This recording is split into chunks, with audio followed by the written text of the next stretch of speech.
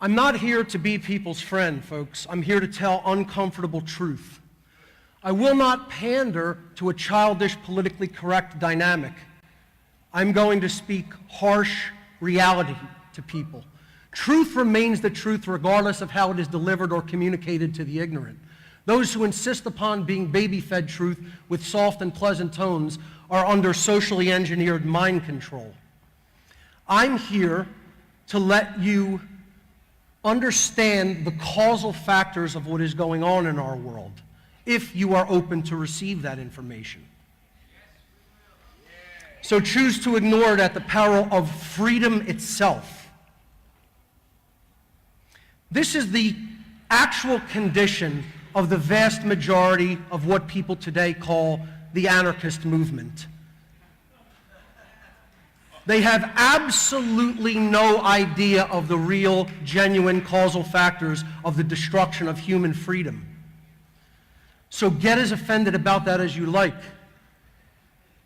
So just think about that. I traveled 2,200 miles to tell people that. Do you think I'm here motivated because of money or because of a desire to be liked or to be famous? Not interested in any of those things. The height of ignorance is believing that you already have it figured out when you actually do not. Epictetus said, "It is impossible to begin to learn that which one thinks one already knows. You cannot fill a cup that is already full." This is what is known as the individual's teachability index. An individual's teachability index, or their ability to learn by way of being taught by someone else, is extremely dependent upon the open-mindedness or closed-mindedness of the individual being taught. Low teachability derives from arrogance and rigid skepticism, but also from naivete and gullibility. High teachability derives from a balance between healthy skepticism and an open-minded willingness to learn and change. As you could see, that bell curve in the middle is where people learn the most. That's where they are either a teacher or a student, and they are open-minded, but they are healthily skeptical.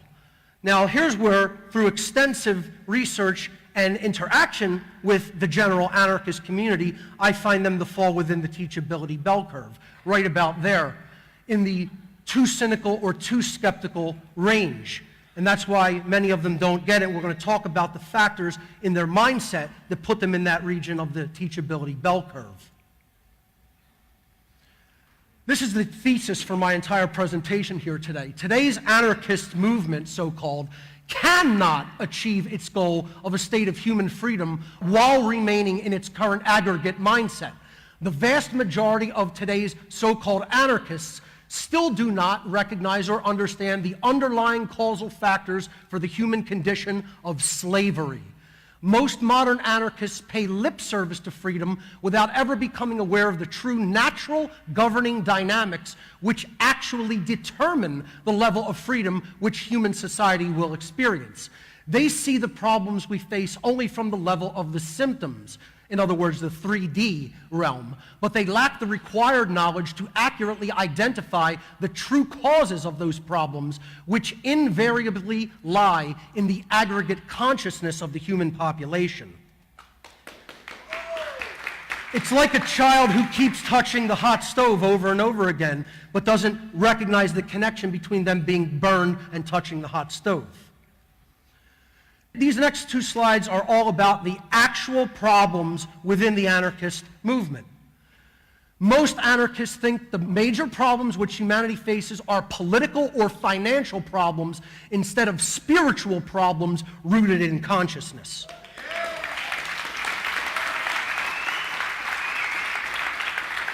The two major factors that go hand in hand with that first statement are these.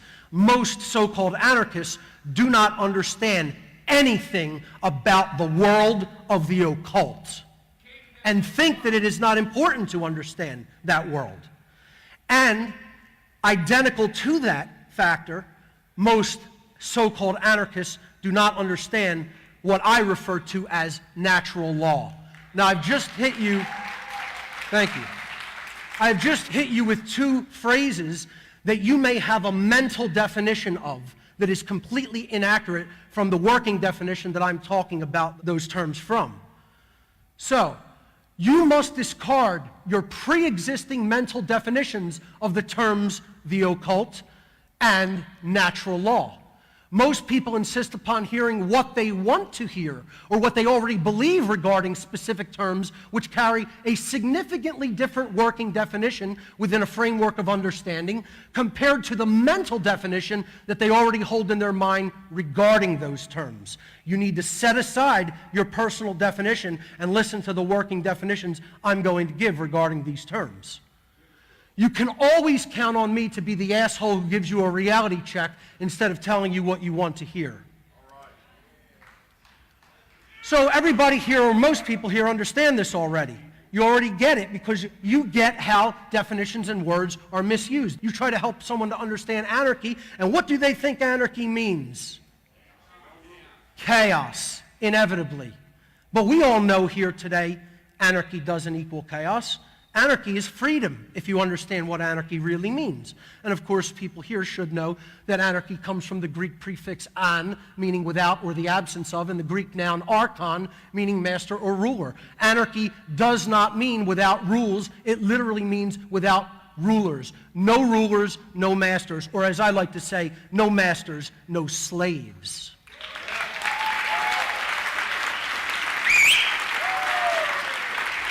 The working definition of occultism, as we will progress through this presentation, is this.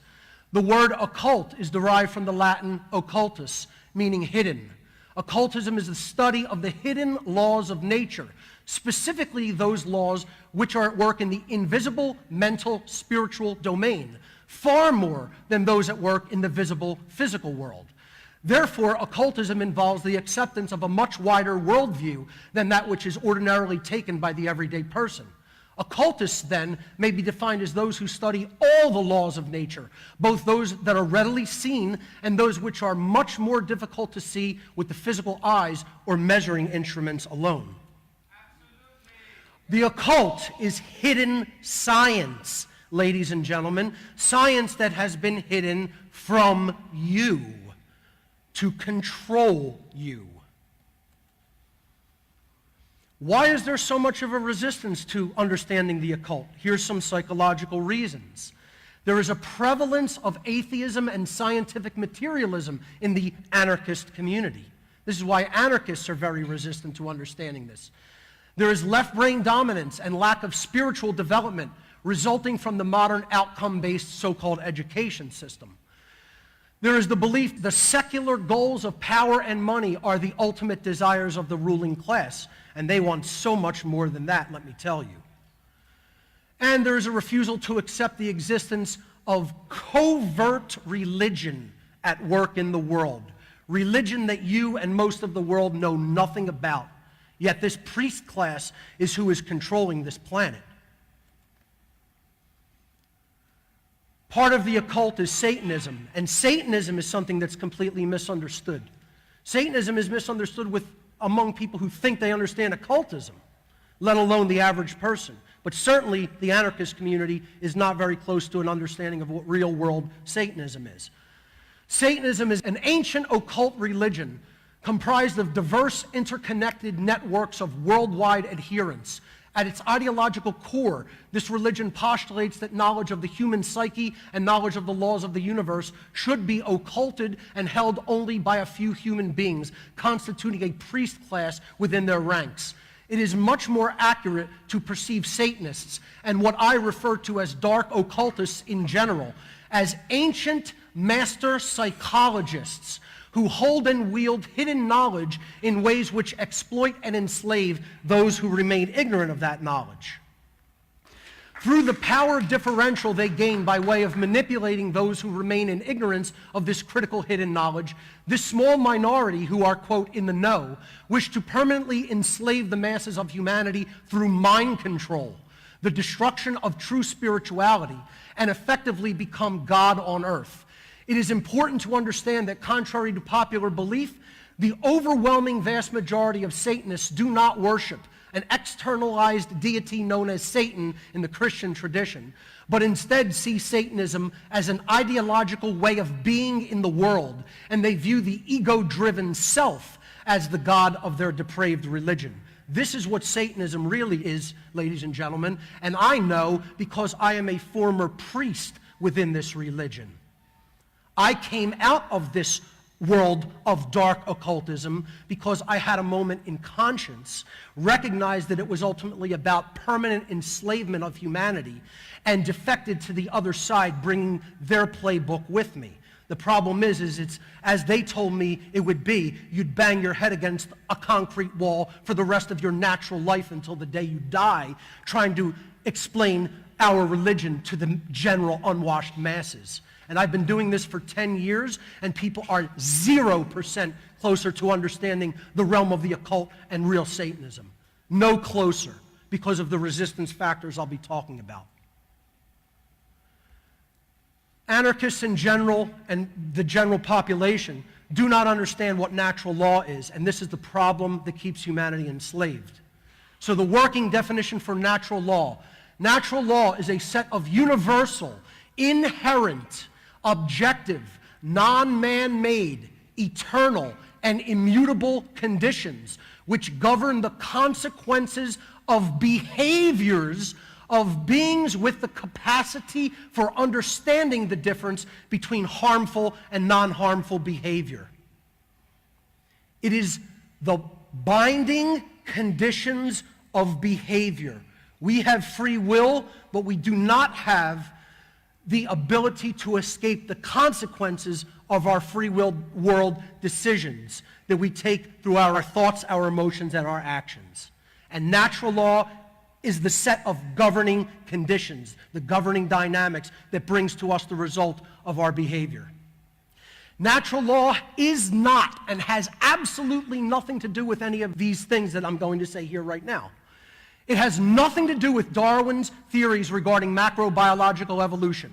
It has nothing to do with the so-called Darwinian survival of the fittest. It has nothing to do with the so-called law of the jungle, and it has nothing to do with the so-called, quote-unquote, natural order. Zero and nothing to do with those things. So if you have the idea that you can learn natural law by observing animals in the wilderness, you have no idea what I'm talking about by natural law. Get these notions out of your mind. Okay? That's not what natural law means, and this is because the word natural has also become obfuscated in our language. People don't even know where the word natural came from etymologically in human history. This is the etymological root of the word natural. The English word natural is etymologically derived from the ancient Egyptian word NTR, transliterated NTR in English, symbolized by this flag hieroglyph. It meant God. NTR in ancient Egyptian meant God. It was symbolized hieroglyphically as a simple stylized flag on a pole, which represented a force which was known to exist through its observable effects, but difficult or impossible to see with the eye. In other words, occulted or hidden from view. NTR was actually pronounced nature. Almost identical, extremely close to the English pronunciation of nature. Almost as if a southerner from the United States was pronouncing it. Let's go out and nature, okay? The word natural, when we tack on the suffix al from many different root languages, meaning of, having to do with, related to, or from, the word natural clearly means etymologically of, from, having to do with, or relating to God. That is what the word natural means. That is all it ever has meant. When people think about that it means somehow animals behave, the Darwinian so-called theory of evolution, that is not what the word natural means, certainly not as I'm applying it in my work. We need to get that definition out of your head, and you need to get this working definition into your head.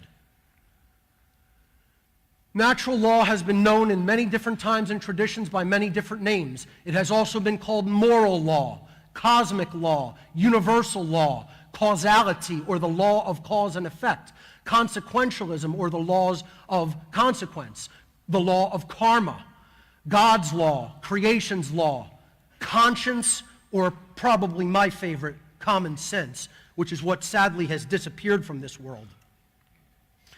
For people to really understand the depth of what natural law is, I highly recommend my 8.5 to 9 hour presentation called Natural Law, the Real Law of Attraction and How to Apply It in Your Life.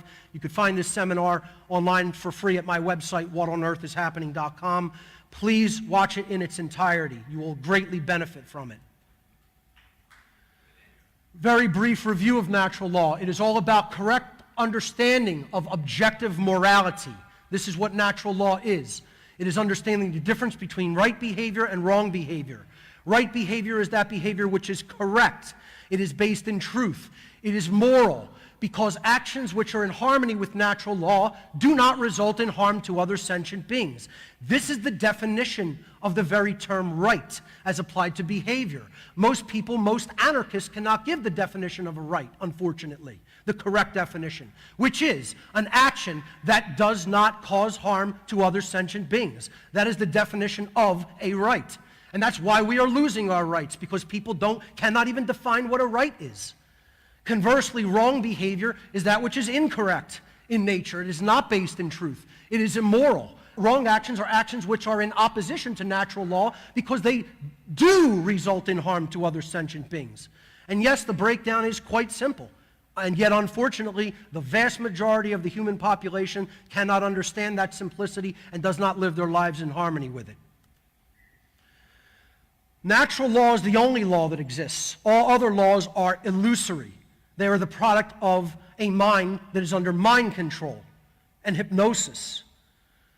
Natural law is based upon principles and truth, whereas man's so-called law are based upon dogmatic beliefs.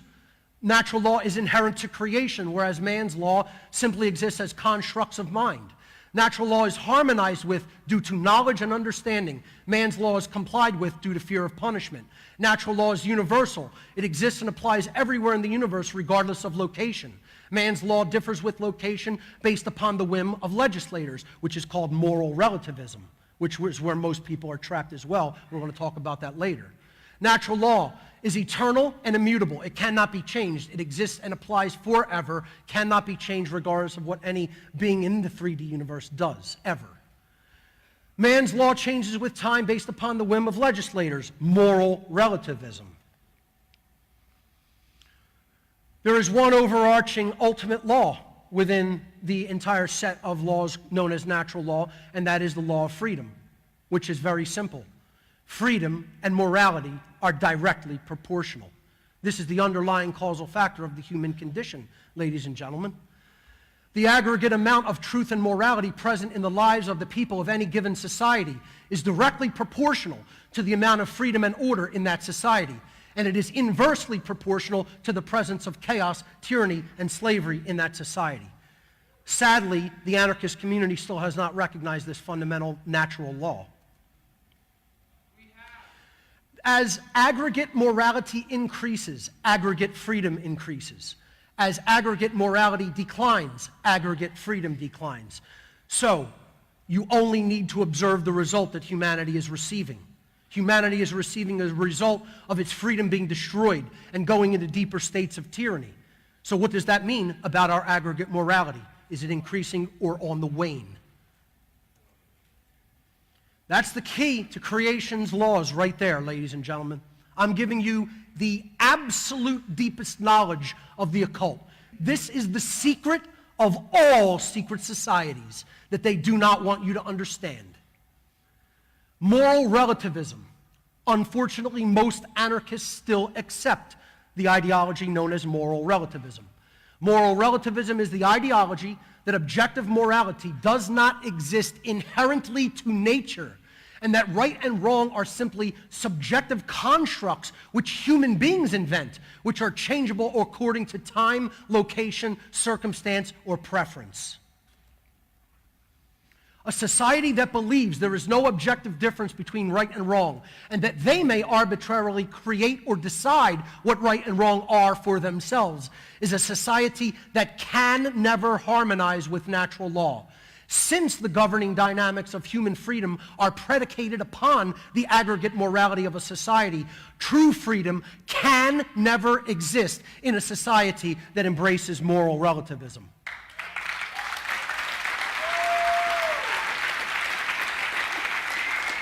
And I'm just going to share with you some social experiments that I've conducted upon hundreds of people and show you a few brief results here in these next couple slides.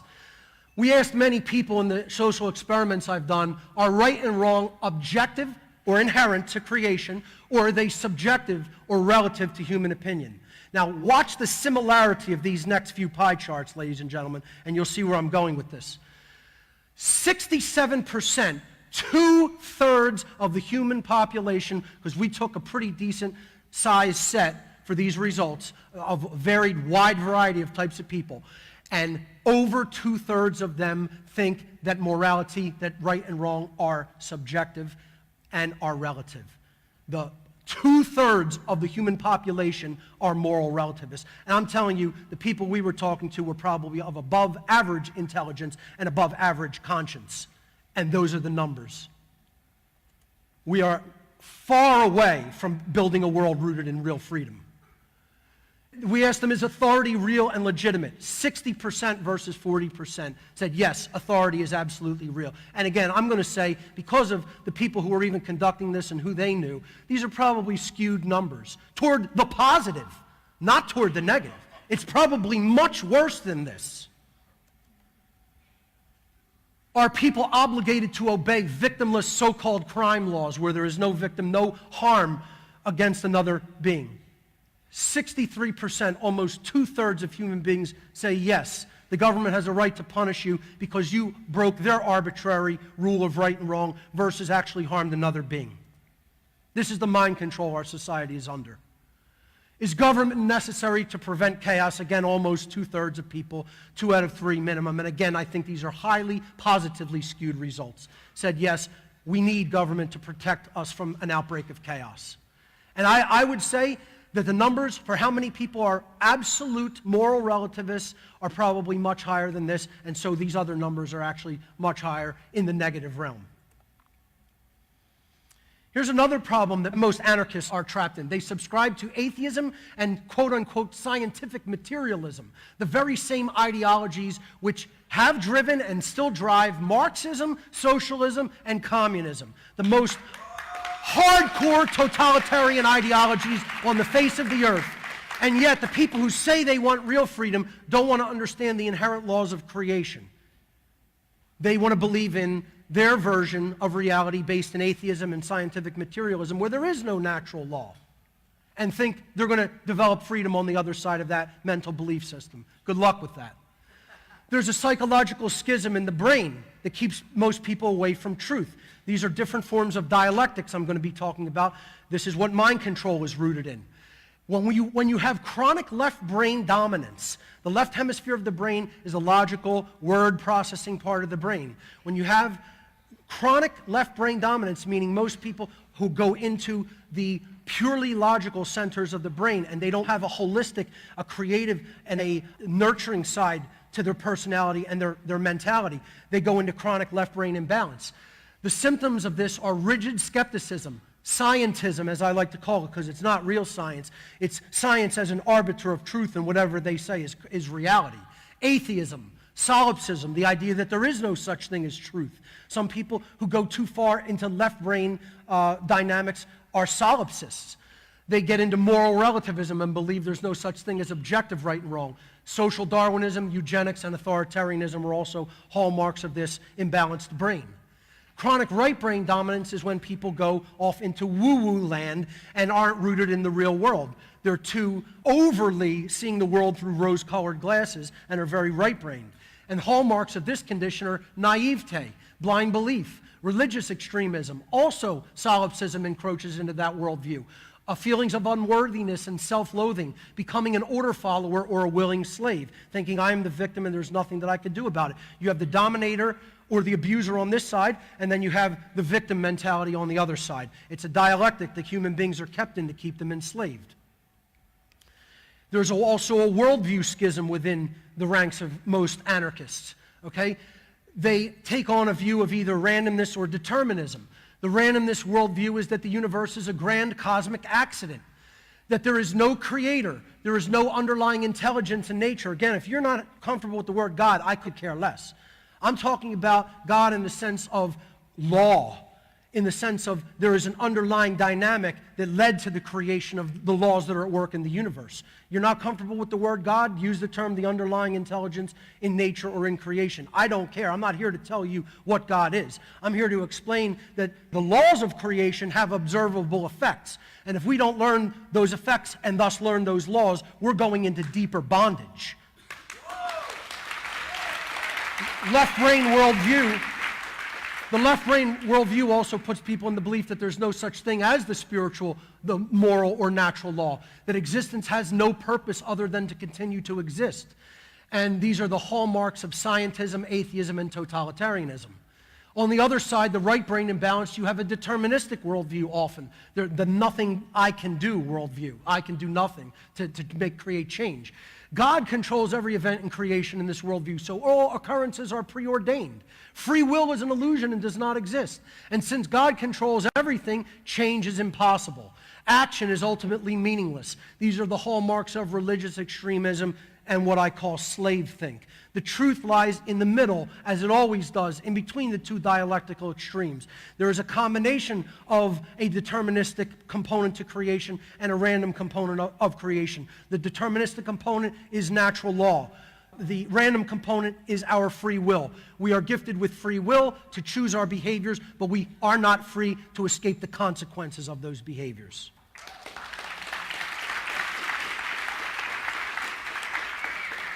So a lot of anarchists are stuck in the war in this dialectical worldview between atheism and religionism, and too many of them are choosing the side of the dialectic known as atheism as far as I'm concerned. Here's the left-brain dominant atheist. His worldview characteristics are: matter is primary, God or spirit is non-existent, the physical world is all there is, only physical laws exist, but there are no laws that govern behavioral consequence. I have anarchists in groups that I meet with telling me this all the time. Mark, I don't accept anything such as laws that bind behavior. I only accept the physical laws. Well, good luck with that. You live your life according to that and see where it gets you. Okay? I'll continue to understand natural law and that my behaviors are governed by laws of consequence, whether I accept that, understand it, know it or not, whether you accept it or understand it or know it or not. Our behaviors are governed by natural consequences built into the fabric of creation's laws. Another hallmark of this worldview is science, so-called science, is the arbiter of truth, and consciousness is either purely mechanical, just existing as electrical impulses in the brain, or is meaningless altogether. I've also had hundreds of so-called anarchists come up and tell me that you use the word consciousness and that's a meaningless term to me. I can't understand how anybody could expect to arrive at the truth of what is creating the human condition with that kind of worldview. The right-brain dominant religionist, this is the other side of the dialectic, and this is what drives people into the left-brain side of the dialectic toward atheism, especially in the anarchist community, because the religionists have just as absurd of a worldview. I'm not talking about religion here, folks. Religion is the problem with the world. I want to see all religion destroyed, okay? Especially the religions of government, the belief in authority. Those are religions too, okay? We have to stop calling them politics and understand those are religions. But the religionist worldview in this right-brain dominance is spirit is primary. God or spirit is all-powerful. The physical world is evil or should be ascetically shunned. God demands strict human obedience to his arbitrary and often conflicting rule set, and goals in the physical world should not be focused upon. Rather, we should focus on the promised afterlife with God. These are the hallmarks of the religionist mindset. Now, both of those are dialectical extremes, and the truth is never going to be found in a totally contrived and orchestrated dialectic. That dialectic exists only to keep people away from the truth, which is often the balancing point between those two worldviews, but does not subscribe to either one of them. And what the people who really understood natural law throughout human history and tried to teach it in general, were simple deists. I call this the center path of simple deism, okay? It is not a religion or a belief that God is this or that or wants this or that, and explaining God as he wants or he, she, or it wants arbitrary rules followed, okay? It's creation put into effect according to law, and then there are consequences to those laws, just like there are physical consequences. You walk off the edge of a cliff, you fall. You drop a heavy weight, it falls to the center of gravity toward the earth. Okay? Physical laws work like that, and non-physical or spiritual laws work the same way. You put an action into effect in the world, and then there is an effect you experience. There's a cause and effect relationship. Simple deism is the balanced worldview that far too often goes completely ignored in the dialectical war between atheism and religion. This worldview is that there is no separation between creator and creation. They are one and the same. Neither world takes precedence, the physical or the spiritual. They are one and the same. Evidence of the creator may be scientifically discovered and known through the observable effects of universal law. We understand the law by how it generates an effect when we take action. Neither the physical nor spiritual domains take precedence over the other. In essence, they are one and the same. The universe is a place of learning and spiritual growth built upon law for the benefit of all. And natural law behavioral consequences are in place for our maximum evolutionary progress. They are not here to punish us or to control us. They are here to help us evolve and progress in consciousness. Deism. Both simple deism. Now again, there are other flavors and variants of deism that I'm not subscribing to or promoting. Simple deism and natural law were put forward in the Declaration of Independence. When in the course of human events it becomes necessary for one people to dissolve the political bands which have connected them with another and to assume among the powers of the earth the separate and equal station to which the laws of nature and of nature's God entitle them. An entitlement is a birthright that we have as a result of our being born into creation from the universe.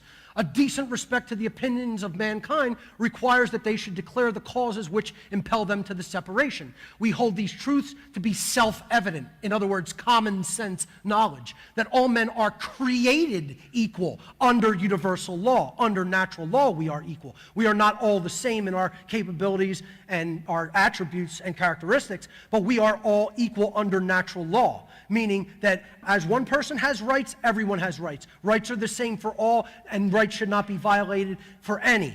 Okay? No one has special rights to violate other people's rights. This is what being created equal means. And that they are endowed, an endowment, again, a birthright of creation, by their creator with certain unalienable rights, rights which are inherent to creation and can never be separated from the sovereign individual. That among these are life, liberty, and the pursuit of happiness. Unfortunately, they left out property. Most anarchists, quote unquote, do not understand, accept, or apply the trivium process of truth discovery, or in other words, the real scientific method. Most anarchists have never even heard of the trivium process of truth discovery. Why? Because it was removed from the outcome-based indoctrination system called modern public education. The word trivium is derived from the Latin numeral tres, tria, or three, and the Latin noun via, meaning road, path, or way. It is the threefold path to understanding the truth. In the classical sense, the trivium was called grammar, logic, and rhetoric. These are the three steps or phases of the scientific, methodical process of truth discovery. In the esoteric sense, which is the sense that I teach the trivium from, it is called knowledge, understanding, and wisdom. And in the modern sense, it is looked at as you would in any computing workflow, input, processing, and output. One of the primary reasons most people in modern times cannot think and reason at a logical and philosophical level is due to the removal of the trivium truth discovery process from modern outcome-based so-called education systems. This is how the trivium actually applies in the real natural world, and our reality is built upon the trivium, believe it or not. So we start down here at the bottom, available information, knowledge. Okay, this constitutes all potential forms of data that may be gathered, processed, understood, and acted upon by individuals. So we either have knowledge or we have a lack of knowledge. That's called ignorance. There are decision-making processes that then take place within the individual based on that knowledge. So this is processing of available information, which takes place within the human mind and becomes the life choices of each individual. So this is what we do with the knowledge. We process it in the mind and we come to an understanding of it. Then what do we do with it? We act upon it. So this is the wisdom stage of the trivium. Human behavior. Each individual's behavior is based upon the quality of their decision-making processes, which in turn are based upon the quality of their available information. That is why the occultists of this world must control information that people get to see, hear, read, and think about and discuss. If you control it from any other level, it's not going to do you much good. You have to control it from the base level of knowledge. Hence, hidden laws of nature, hidden science, hidden knowledge. That's the world of the occult. This is the three-step process that then generates our reality. We get the generated result based on how we behave. Manifested reality. The quality of the condition which manifests in any society is based upon the aggregate quality of behavior within that society. Will we generate order and freedom, or will we generate chaos and tyranny? That's how the trivium works in our lives. Now, here's another hard thing for most people here and throughout the world who call themselves anarchists to swallow. Most anarchists believe that monetary gain is the only legitimate motivating factor for human behavior. And say what you will about that statement, but I find it to be invariably true amongst the anarchist community anywhere I travel, anywhere I go.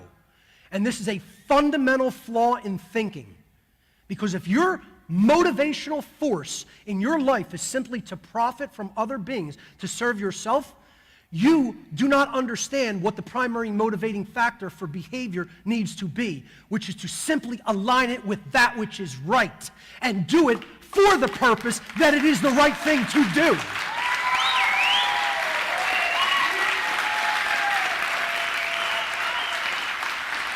I liken it to soldiers in a trench fighting against a vicious enemy coming at them to take their lives, and one soldier goes to the other soldier and puts his hand out and says, "Fuck you, pay me first." Think about this. We're in a war for our freedom. Payment is required? People think payment, money is the important motivating factor? Our freedom is at stake. Our souls are at stake. It goes far beyond even freedom. If that's going to be the motivating factor for behavior, good luck to what you create on the other side of that. Because most anarchists, unfortunately, their religion is money. I'll go farther than saying that most anarchists' religion is money. It's their God. For most anarchists, money is their God. This is a religion that needs to be broken down just as much as the belief in authority. And it's going to be a lot harder to break down the belief in this religion because it is way more solidly entrenched in the human mind than even the belief in authority is.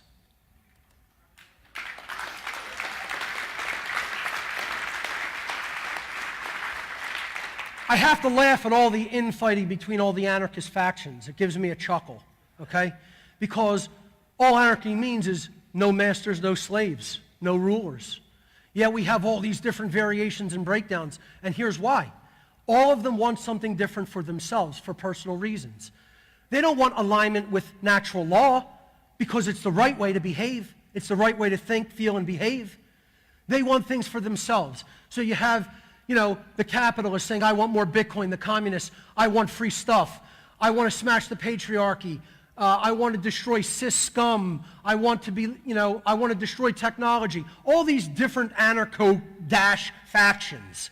There's only one real form of anarchy. It's true freedom based in right action under natural law.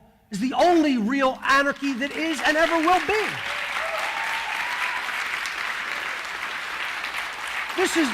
These are all just more dialectics to divide and conquer people. That's all they are, folks. The real great work is understanding the causal dynamics in nature, understanding how right and wrong are objective to creation, are inherent in creation, and we have to align our behavior to them. And this is the great work that I have been trying to do to communicate to people for the last 10 years, my main website, whatonearthishappening.com.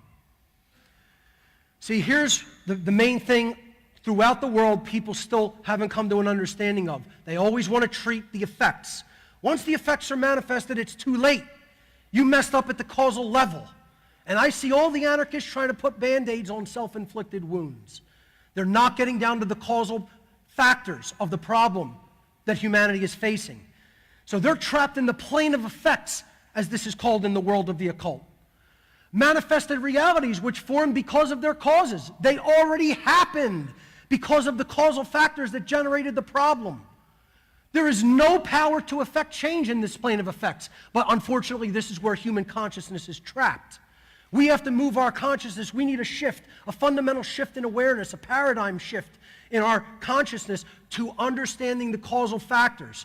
We have to move to the plane of causality, the why that underlies and precedes the manifested result. All power to affect change lies here. That's where our consciousness has to go. I liken it to the psychological problem of cutting, which comes from feelings of unworthiness and self-loathing and guilt and shame. It's a very, very sad problem that a lot of young people unfortunately experience, and they take razor blades and they cut themselves. And what I feel the anarchist community and largely the whole world is doing is they're screaming out, we need more Band-Aids. Get to the manufacturer of more Band-Aids, more gauze, more bandages, more salves, more ointments, more Band-Aids. And they don't understand you'll never solve that problem from that level, ever. Because it's not a physical problem. It's a psychological problem. It's a problem rooted in spirit. It's not a problem rooted in the physical reality. You have to go to the cause and treat the problem from that level, from the level of causality. Then the negative consequential result will not manifest if it is treated from that level. Keep treating it from the level of effects. Good luck.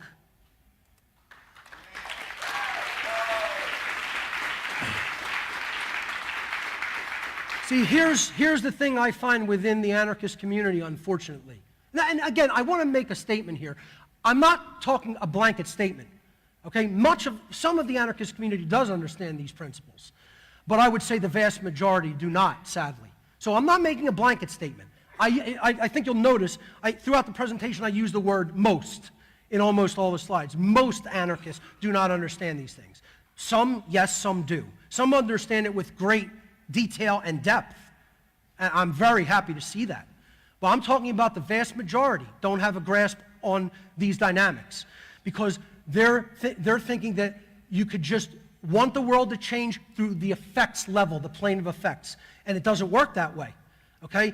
They want to stay within their rigid worldview and mindset and still have the results that they want on the other side, and reality doesn't work that way, ladies and gentlemen. Unfortunately, many of us wish that it would, but that's not how it really works.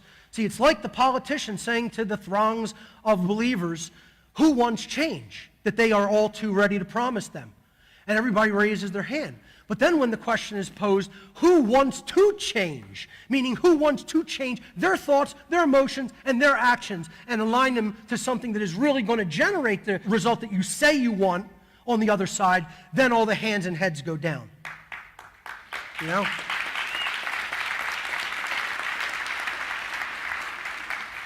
Thinking that you're going to treat this problem from the level of physical effects or money or politics is like watching a movie that you don't like, that is already made and playing on a screen, and screaming and cursing and banging your fist up against the screen saying, I want this movie to change. Well, it's already filmed, edited, and put out into production and playing through the projector. You are not going to change it at that level. You have to start at the causal level in order to create that change. So this is how I see most anarchists in their behavior. They don't understand the causal factors, yet they're yelling at the top of their lungs that they want to change, that they want to see manifest on the screen of reality. And unfortunately, that is not how the laws of manifestation work in this realm. They do not work that way. The people who are only halfway there are lacking a ton of knowledge, and yet they think they have all the knowledge that they need, and they do not. And I'll tell you something, the occult societies, the dark occult societies throughout this world work 24/7 to make sure information like this does not reach your eyes and ears. Don't help them by refusing to look into it on your own. Buddha once said there are only two mistakes that one can make on the path to truth: not starting and not going all the way. Well, most of us here have most certainly started, but I would say a very small percent have gone all the way to the truth.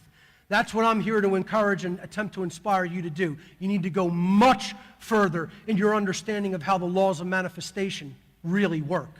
Then you'll go all the way to truth, and then you'll become a very effective agent for positive change in this world. Ladies and gentlemen, what I've done here today is actually give you the keys to all the locks, to all the doors, and the big key to the big cage that we are all in together.